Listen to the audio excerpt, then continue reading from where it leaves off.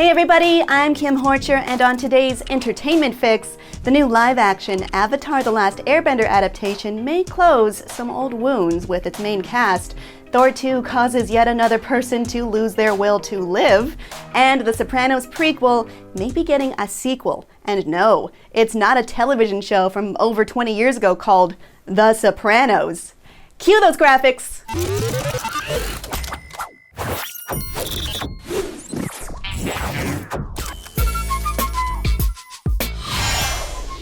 The Netflix live-action adaptation of Avatar The Last Airbender has announced some of its main cast, and things are tentatively looking pretty good for now. Any live-action version of Avatar is going to have a lot of baggage due to the absolutely terrible, wrong on all levels 2010 movie that broke our hearts and our trust into pieces, much like three kids wantonly and repeatedly destroying a cabbage cart. Gordon Cormier from The Stand and Lost in Space will be playing The Last Airbender, and Avatar Aang, not Ong, M. Night Shyamalan.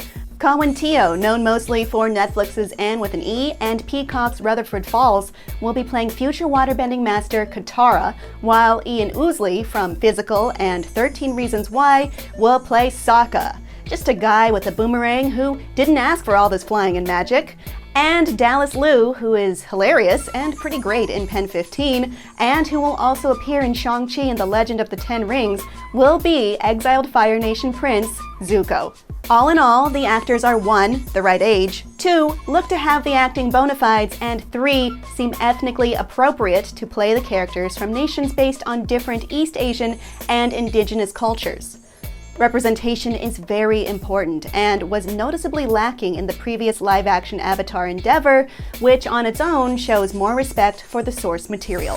There is no current release date for the live-action Avatar The Last Airbender, but the original animated series is streaming on Netflix now, and you should watch it. Again, I'm editorializing, but I'm right. Again, you're hurt, I'm hurt. A lot of the people who watched Thor: The Dark World were hurt. But now we can add the director of the movie, Alan Taylor, to that list.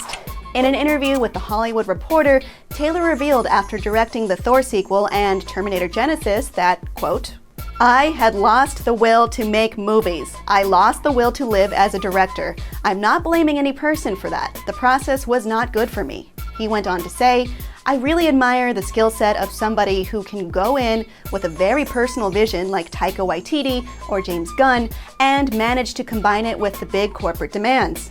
I think my skill set may be different." He added that there is an unseen Taylor cut of Thor: The Dark World with more childlike wonder, and yes, I guess all superhero movies that were poorly received now all have their own mythical amazing cut we as fans have to push to get released.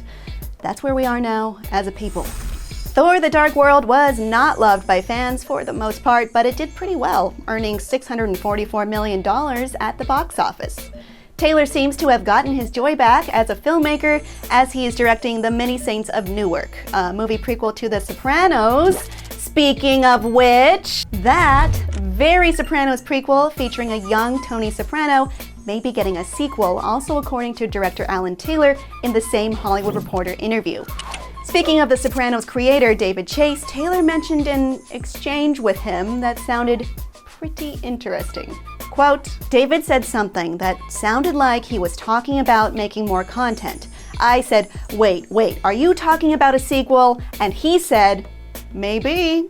Admittedly, it's not a lot to go off of, but it was certainly enough to pique THR's interest. The Sopranos was a massive breakaway hit for HBO and has its own established world, so it seems probable HBO might want to continue building on that legacy. It would at least follow a pattern set up by the Sex and the City follow-up for HBO Max, and I Couldn't Help But Wonder, and House of the Dragon, along with the other, allegedly in production, Game of Thrones spin-offs. Judge for yourself if you'd like to see more. The Many Saints of Newark hits theaters and HBO Max October 1st. And that's your Ent Fix for Friday, August 13th. Ooh, we should have had horror news today. Now that you have the news, be sure to check out IGN's reviews of Respect, Beckett, and Schmigadoon, which I've been trying to find a reason to say for literal weeks. Have a great weekend, and as always, be sure to follow, subscribe to, and favorite IGN wherever you like to watch.